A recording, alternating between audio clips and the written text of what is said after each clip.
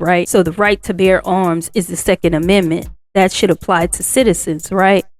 Well, there were a series of laws in different states.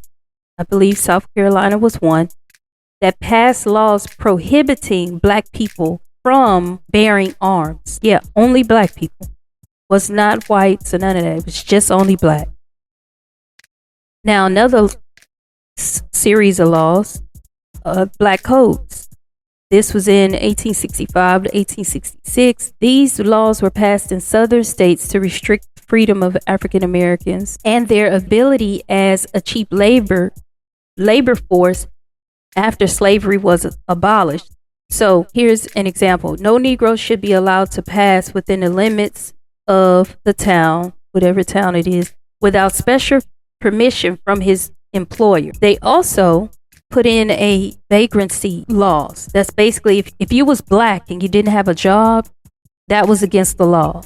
So you were now in the prison industrial complex if you didn't have a job right after slavery. The other thing they did with those laws was they put Black people after slavery, they put Black people into sort of like employment contracts. But the employment contracts, it wasn't in the best interest of the Black person. It was in the best interest of the white person. It basically said that the only way you can get a job, they also had them like write contracts where they had to work for these people for 12-month contracts or whatever. They did that.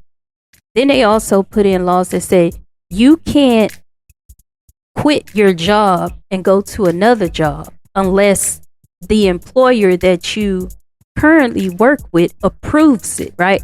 If I have a job and this job is paying me, $5 an hour. Of course, we know that's not the case back then, but let's say this job is paying $5 an hour. Well, if someone else offers me $10 an hour to do the same job, it's within my right to go to the other employer that wants to pay me more. Well, yeah, they put in laws to stop Black people from doing it. Those were a part of the Black codes. And Nikki Haley's assertion that today is a lot better than it was. Yeah, it could be the case if her party, the GOP, wasn't so hell-bent on turning back the clock on racial progress. They only want to touch anything that's dealing with race. They're not talking about policies about people being able to earn better wages, people having basic needs. If you listen to anyone in that party,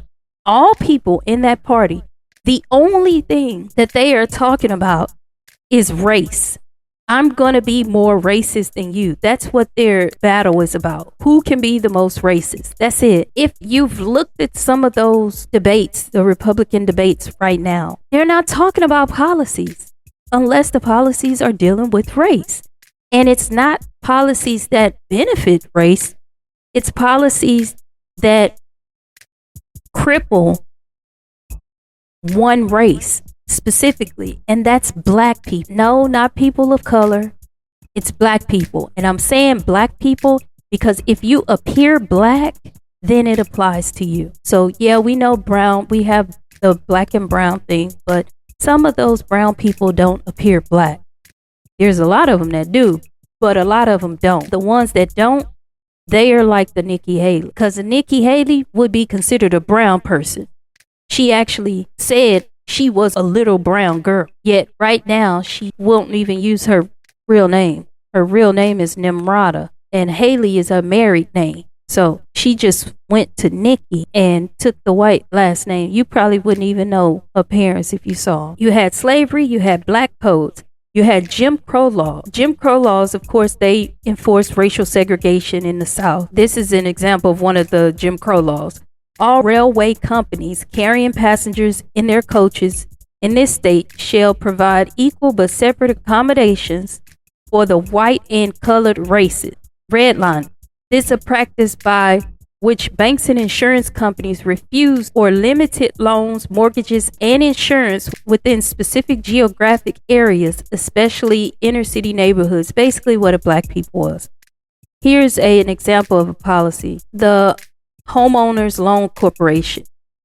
They made a residential security map that was marking minority neighborhoods in red to indicate a higher risk for loan issue. Voting restrictions. This was, of course, after the Civil War, even up until now. Various laws and practices, including literacy tests. I talked about that before. Remember, they put in literacy tests and found out the cousins couldn't fucking read. Grandfather clauses. That was designed to disenfranchise African Americans because they realized that they cousins and shit couldn't read, so they put in a grandfather clause, which basically means if your grandfather was able to vote, then you can vote, and you don't have to take this literacy test. Here's an example of the text within the policy. No person shall vote who do not pass a literacy test. Segregation in the military. That was from 1775 to 1948. African Americans served in segregated units and were often given menial or non-combat roles. President Truman signed the bill in 1948. 1970s, war on drugs. Policies that disproportionately targeted African American communities for drug-related offenses. This was the Anti-Drug Abuse Act in 1986. It created disparities in sentencing for crack versus powdered cocaine. School segregation, despite Brown versus Board of Education decision 1954.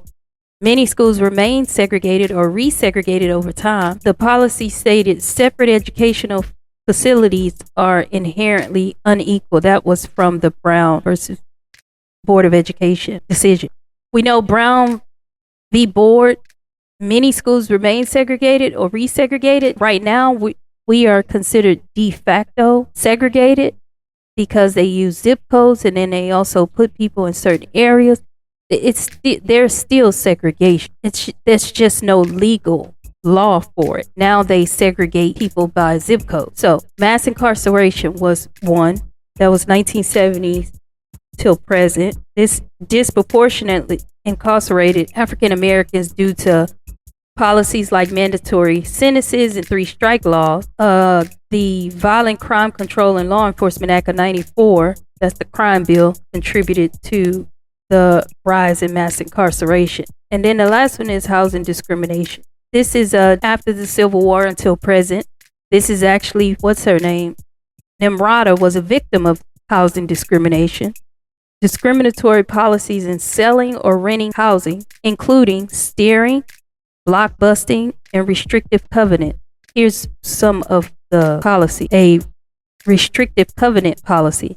No part of said property hereby conveyed shall ever be used or occupied by any Hebrew or by any person of the Ethiopian, Malay, or Asiatic race. That was a restrictive covenant. It included black too. Bottom line is, both of them is talking out the side of their ass.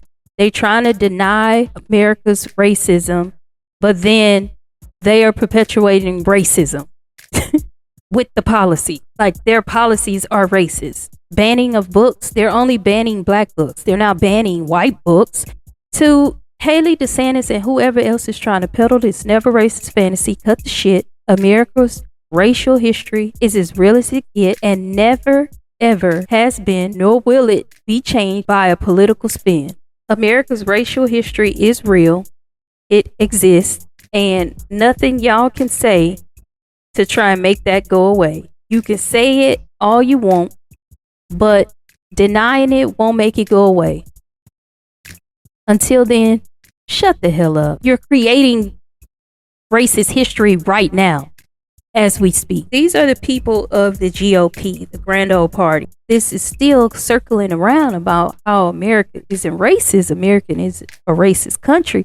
America's never been a racist country. You can't say this country has never been racist, but we've made progress. Progress on what? If we made progress on race, then that means it exists, right? You can't make progress on something that don't exist. Like, what is it that we're making the progress on? It's something you all should be questioning when looking at these or listening to these political candidates, because it's not dog whistling anymore. They're just saying it out loud. They don't want you, okay? The GOP does not want you. The Republican Party does not want you.